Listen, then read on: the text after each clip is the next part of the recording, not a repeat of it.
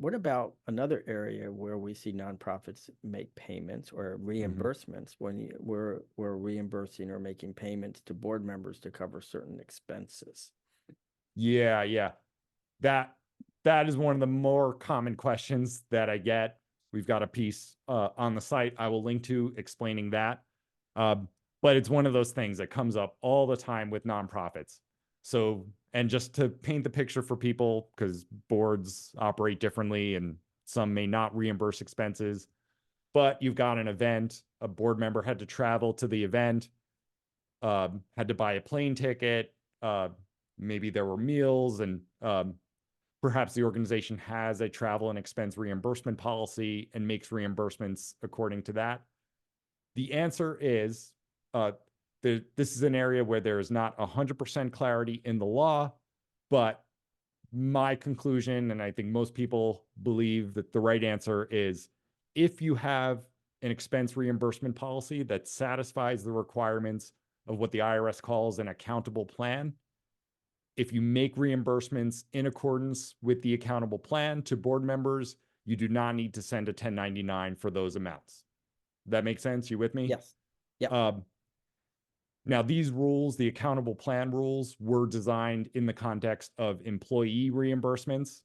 So it's not a perfect fit. This is where we don't have 100% clarity in the law, but there is some guidance from the IRS strongly suggesting that in the context of board members and contractors and some non-employees that you should follow the same rules.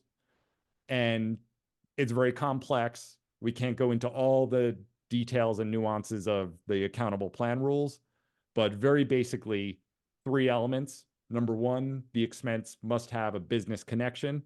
In other words, it's something that's properly incurred in the course of fulfilling the person's duties to the organization. Number two, there must be substantiation.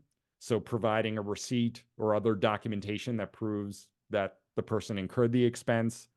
Um, the substantiation must be provided within a reasonable period, which generally should be no more than 60 days from incurring the expense. And the third element, if there is any reimbursement that is in excess of what was actually incurred, that needs to be paid back within a reasonable time. And if you satisfy all those requirements and you've got a policy in place and you follow that procedure, reimbursements should not be subject to 1099 reporting. And if you don't, just the converse, if you don't have an accountable plan, you don't follow these rules, then the IRS would look at that and probably conclude that the reimbursement is not actually a reimbursement, it's a form of compensation. And then you're in the territory of some type of reporting being required.